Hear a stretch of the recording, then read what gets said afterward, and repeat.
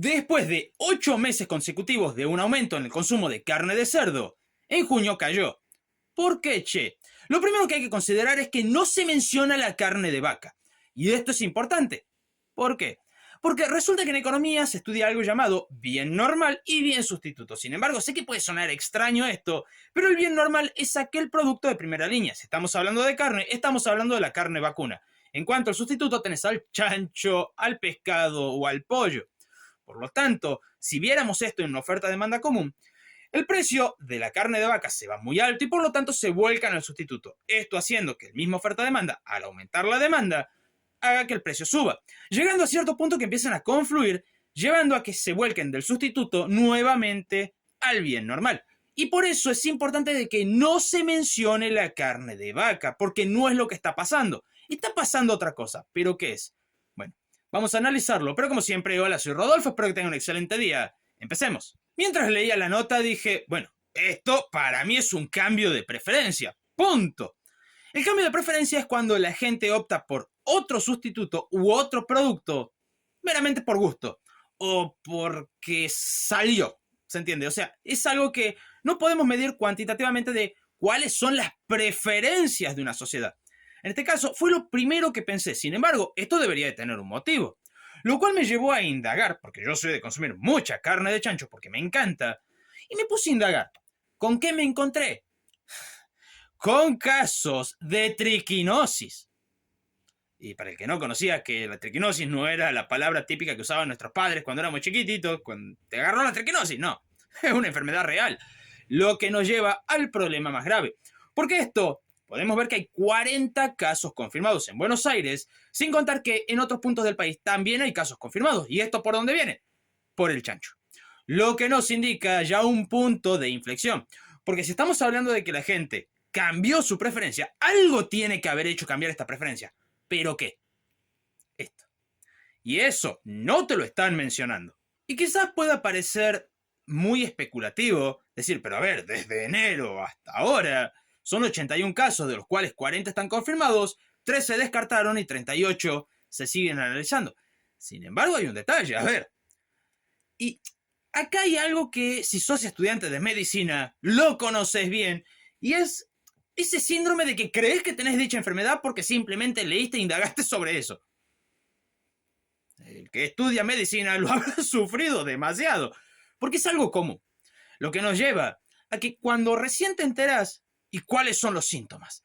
Ok, veamos, entonces puede que yo lo tenga porque yo como mucha carne de chancho. No, pero si no lo tengo, me voy a hacer un chequeo por las dudas. De ahí tenés descartes. ¿Se entiende? No es una cuestión... Y a ver, no te estoy diciendo que estás loco por pensar esto. No, no, es algo normal. A mí me ha pasado y por eso mismo mi señor le dije, hasta nuevo aviso no hay carne de chancho. Y a mí me encanta. ¿Se entiende? Acá hay una cuestión de por medio y es que nosotros nos hacemos la cabeza y muchas veces esto lleva a que tomemos decisiones y cambiemos nuestras preferencias de compra. Esto no es la excepción, porque si inclusive añadimos el detalle de cómo puede atacar, invadir distintos tejidos musculares, corazón, diafragma, pulmones o cerebro. No parece chistoso el asunto, ¿no? Bueno, ese es uno de los motivos por los cuales la gente prefiere cambiar un poco su preferencia. No son todos, eso es evidente. Y acá entra mucho en juego el tema de los precios. Pero el precio no es el único factor a analizar. Por eso, generalmente cuando se hacen análisis, se toma una palabrita mágica, ceteris paribus. ¿Qué significa esto? No alterar las otras variables. Vamos a analizar un escenario bajo un cierto parámetro. Generalmente este parámetro es el precio. Sin embargo, existen muchos. Y para no complicarse, se hace este ceteris paribus para evitar inconsistencias. Lo que nos lleva a que, si tenés un cambio de preferencia y tenés ceteris paribus, ese cambio de preferencia no te va a mostrar todo. Y bueno, acá es donde entra lo más interesante, porque ¿cómo podemos hacer con el tema de la carne de chancho? Gran parte de la carne que se produce y se consume de la Argentina viene de nuestro país, sobre todo de Buenos Aires y Santa Fe. Más que nada porque ahí están los mataderos. Sin embargo, no es lo único, también viene de afuera del país. Entonces acá tenemos el gran problema. ¿Cómo identificamos esta carne? Técnicamente lo que viene de afuera viene con ciertos controles de calidad y están en estándares internacionales, lo cual genera confianza, pero al mismo tiempo genera esa duda de, entonces, ¿por qué está esta carne mala en el mercado? Es de adentro del país, pero ¿por qué antes no pasó y ahora sí? Pero entonces puede venir de afuera, pero están los estándares internacionales que evitarían esto. Entonces, nos empezamos a hacer la cabeza y directamente optamos por lo más sano. Dejo de comprar momentáneamente esto, cambio mi preferencia hasta que este asunto se solucione. Así que no es tan grave como se menciona, es simplemente ver cómo sigue este tema y nada más. Lo que nos lleva y nos va a conectar directamente con Coolfast, ex ministro de Alberto Fernández, donde el ex ministro de Producción analizó los datos de empleo, producción y exportaciones para decirnos, no veo incentivo para que la industria se recupere, sino para importar. Ok, primero, para poder producir más, tenés que invertir. Lo que nos lleva a invertir no es que invertís hoy y al otro día ya producís el doble. No, toma su tiempo. Al mismo tiempo, esto nos lleva a que, Coolfast, gran parte de la culpa de lo que pasa hoy es tuya, hermano. Porque vos presionaste por todos lados, no permitiste el progreso. Es culpa tuya, hermano. No te hagas el boludo. Porque si nos vamos al día 1 de Milei, no te digo hoy, porque ya hoy sería consecuencia de las primeras medidas. Así que vamos al día 1 de Milei, donde la productividad tuvo su mejor oportunidad para crecer, pero no pudo aprovecharla. No es que no quiso, no pudo. Bueno, primeras medidas. Aumento de la asignación universal por hijo, 100%. Tarjeta alimentar, 50%. ¿Qué quiere decir esto? Va a aumentarse el consumo. Si bien es cierto que esto se hizo, dado los meses siguientes que iban a ser de alta inflación, no quita de que se hizo con la intención de que también ayude al consumo y de esta forma mitigar el daño a las personas y al mismo tiempo a las empresas. Punto número 2. Mismo día, mismo anuncio. Devaluación de 300 chirolas a 800. Si sos kirchnerista quizás no entiendas esto. Y es, si vos querés importar, ya no pagabas 300 y moneditas por dólar. Pagabas 800. O sea, te salía mucho más caro. Ahora, el que produce y quería exportar, ya no le pagaban 300, le pagaban 800. Un fuerte incentivo para exportar. Sin embargo, como durante todos esos años anteriores no habían podido invertir para aumentar la productividad, no pudieron aprovechar ese escenario. Pero él se centra en otra cosa. El gobierno eliminó el impuesto país. No lo eliminó, no lo renovó. Es distinto, hermano. Está bien, es el mismo resultado. Sí. Pero no es lo mismo, porque al fin y al cabo Alberto Fernández puso ese impuesto a 5 años y dijo, bueno, los 4 míos más uno del gobierno que siga. Y bueno, si el que sigue quiere mantenerlo, que lo renueve. No lo quiere mantener, sepa que se le va a reducir la recaudación. Bobe. Bueno, justamente por eso era tanta la presión de Milei con respecto a reducir el gasto, porque sabía que eso se vencía, reducía la recaudación y sí o sí tenía que sacarse. Simple. Bueno, en fin. Redujo aranceles de importación, lo cual es cierto, pero esto también beneficia a la industria nacional. Ya vamos a ver por qué. Porque incluso, menciona al final, no le bajó ningún impuesto, no le mejoró ningún costo. ¿Cómo que no mejoró costos? Si yo te permito importar, podés traer tus insumos de afuera del país. Si adentro del país te cobran 100 y afuera te cobran 70, y bueno, tráelo de afuera. Listo. ¿Se entiende? Ahora, que las empresas nacionales no tengan los contactos, no tengan la capacidad de hacerlo o no lo quieran hacer, eso ya no es culpa ni del gobierno, ni del pueblo argentino, hermano. Es culpa de ellos. ¿Por qué? Y también sería culpa de ustedes, porque ustedes no les permitieron competir y no les permitían importar. Así que no me veas con que no redujo costos, porque cada empresa podía haber reducido costos importando alguna cosa. Aparte, si me querés hablar de reducir costos, no podemos olvidarnos ni sacar de acá la parte de innovar, lo cual requiere inversión.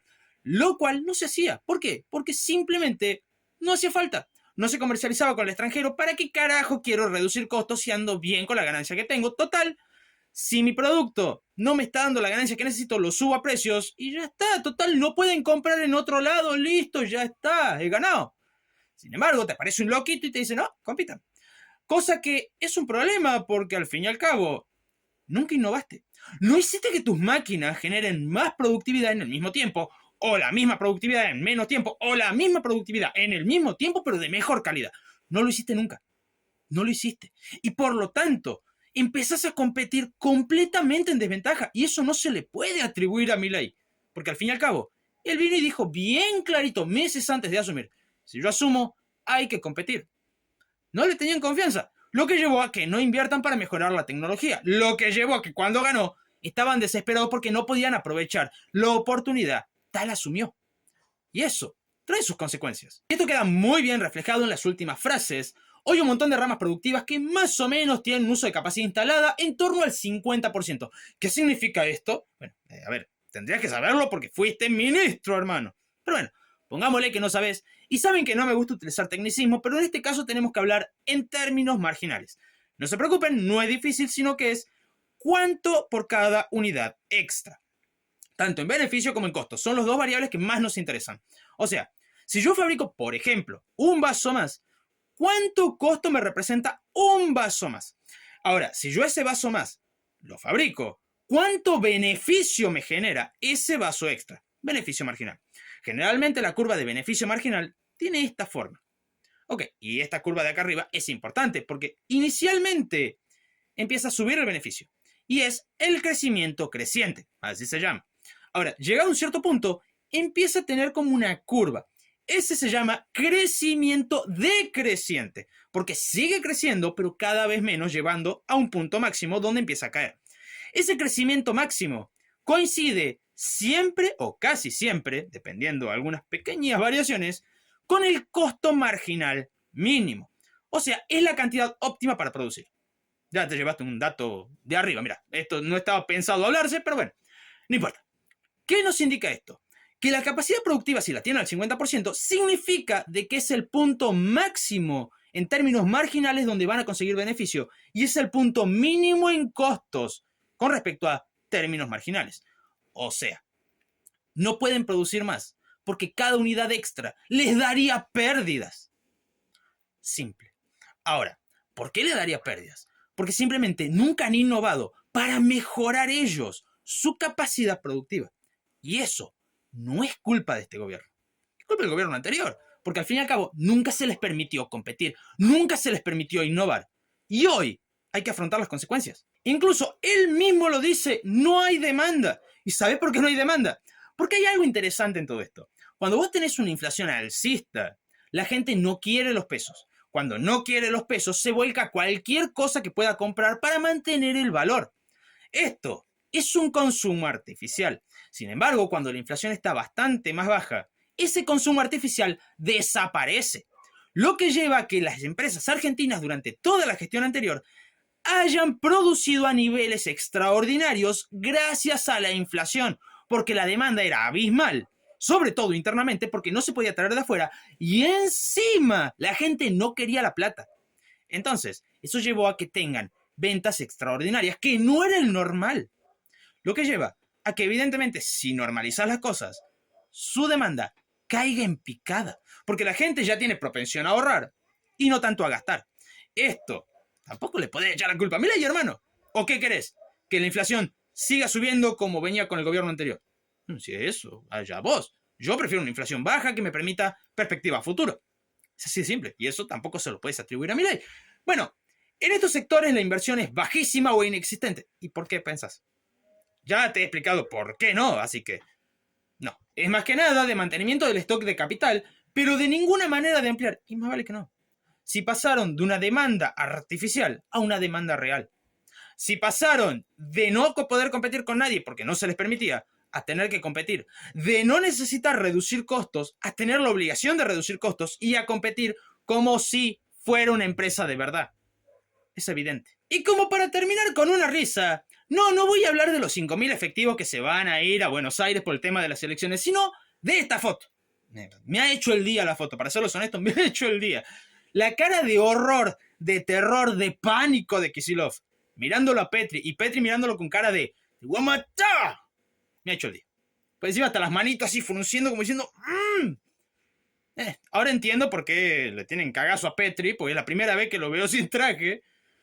Te llega de una trompa de ese tipo, no sé si te para, ¿no? Y Kicillof creo que lo sabe. Creo que Kicillof lo sabe y por eso Pero bueno, si te gustó no olvides suscribirte, dejar tu comentario y si quieres ayudar más al canal puedes ver la descripción para ver cómo hacerlo. Muchísimas gracias a los miembros y hasta la próxima.